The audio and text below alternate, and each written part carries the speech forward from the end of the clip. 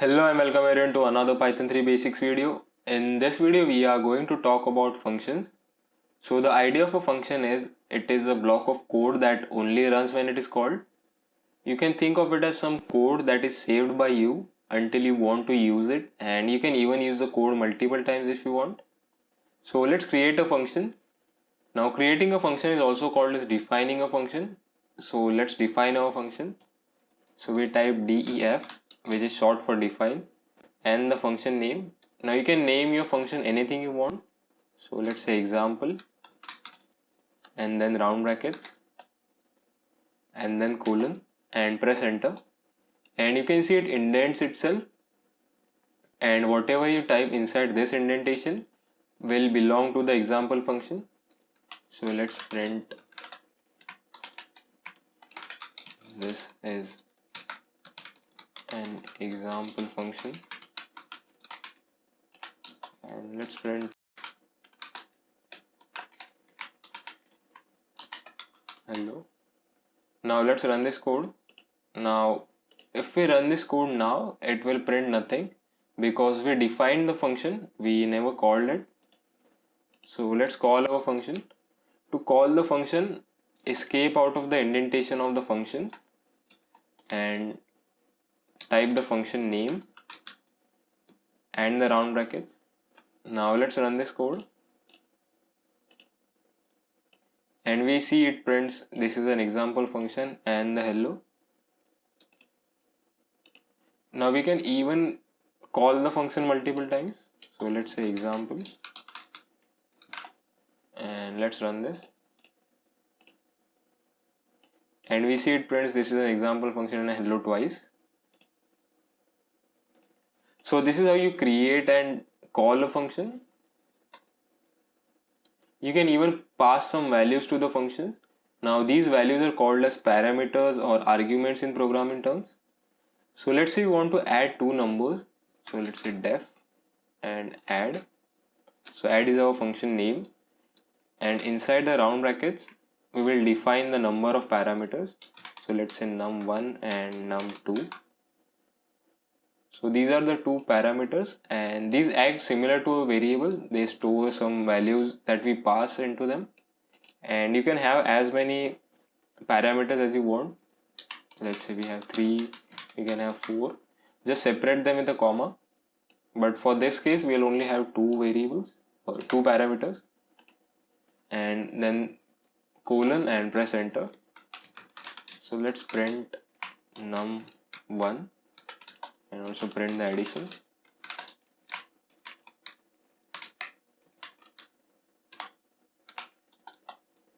And when you call the function, inside the round brackets you pass the values. So let's say 1 comma 5. Now when you type the values, these values will be assigned respectively. So 1 will be assigned to num1 and 5 to num2. So let's run this code,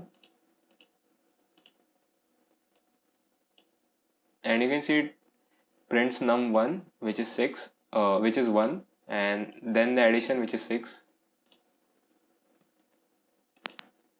Now if we switch the order, so let's say 5 comma 1 and run this, and you can see now num1 is 5 and the addition is the same.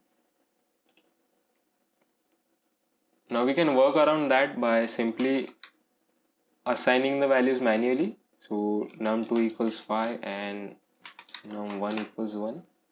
Now let's run this, and you can see now num1 is 1 and the addition is the same. Now another thing that you want to keep in mind is quantity, or the number of arguments we pass. So we only have 2 arguments, and if we pass 3, it will show us an error, and you can see it shows us an error saying add function takes 2 positional arguments but 3 were given. And if we pass less values, it still shows us an error saying add function missing 1 required argument. So you need to keep in mind the order and quantity when calling a function. Now let's say you don't want to print the addition inside the function.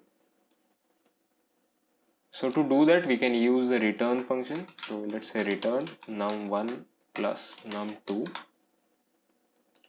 Now what this will do is it will perform the addition and then return it instead of the add.